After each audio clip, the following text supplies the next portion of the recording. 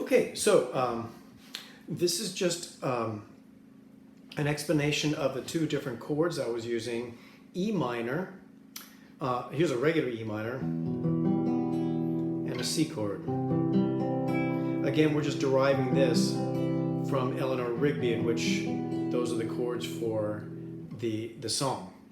And so I added some more newer notes to it, or more extended notes. I know that I have in my scale F sharps, and all the rest of the notes are natural.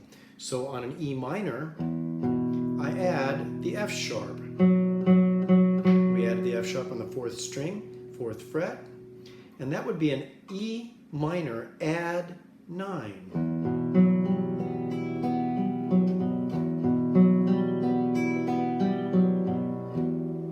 Then, if I want to make it an E minor 9 chord, E minor 9 implies that there's a 7th in it. And the 7th is D of E minor. So the D that I'm going to use is going to be the 2nd string, 3rd fret. I add that to the already existing notes that I had for the other chord. And then I add this. And then you have this.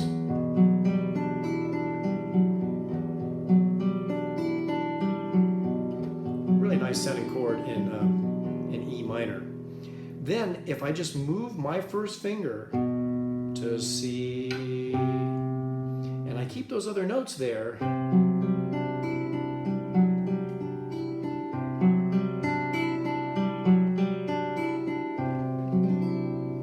got a really crazy sounding C chord. I have a C, I've got the G, which is part of the C chord, I've got the F sharp.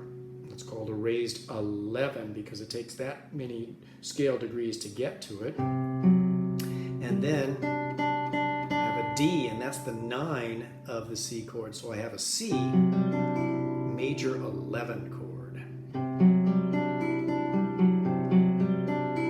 Well, it's a C major 9 chord with a sharp 11. So I have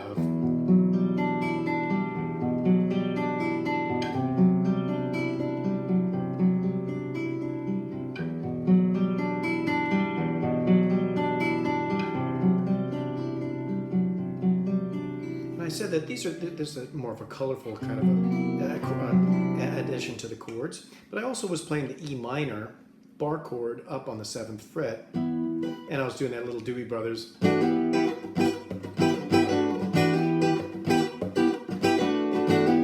And what you do is you just play an E minor, and then you just go back and forth between this, which has a D chord in it. So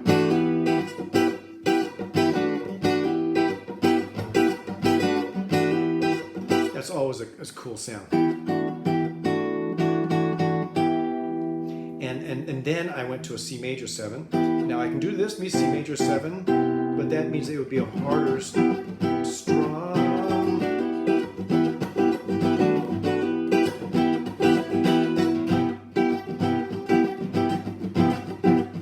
Because sometimes you can hit other strings, and so oftentimes I'll choose this C major 7. So then,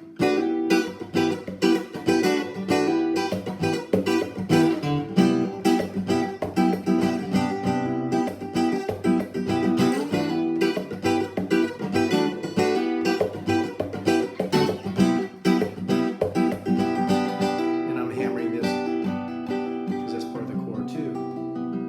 Now, the point of all this is, what's the context of these chords together, E minor to C?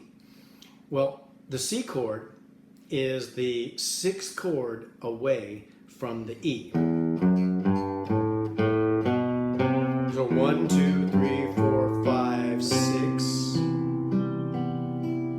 And that's the C chord that belongs to it. When I put those two chords together, E minor sounds like the 1. That's why I'm keeping it there. If I did a C,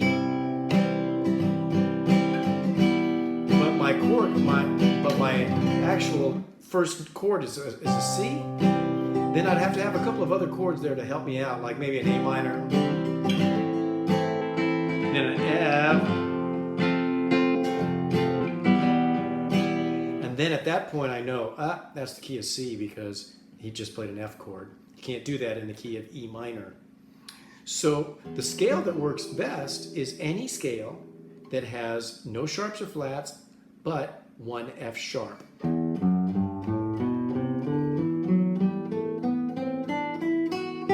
I just basically played a G major scale, 2 octave. But I started with the low E.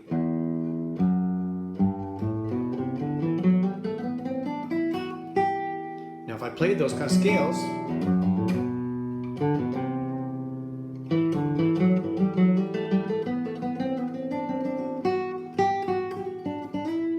would all work really well with those two combinations of notes, or chords rather. So improvising over something with one sharp, F sharp, sounds really great over these two chords. That was kind of the gist of today's introduction to those two chords. So I hope that's helpful. All right? Great. I tried to make it kind of very short and brief.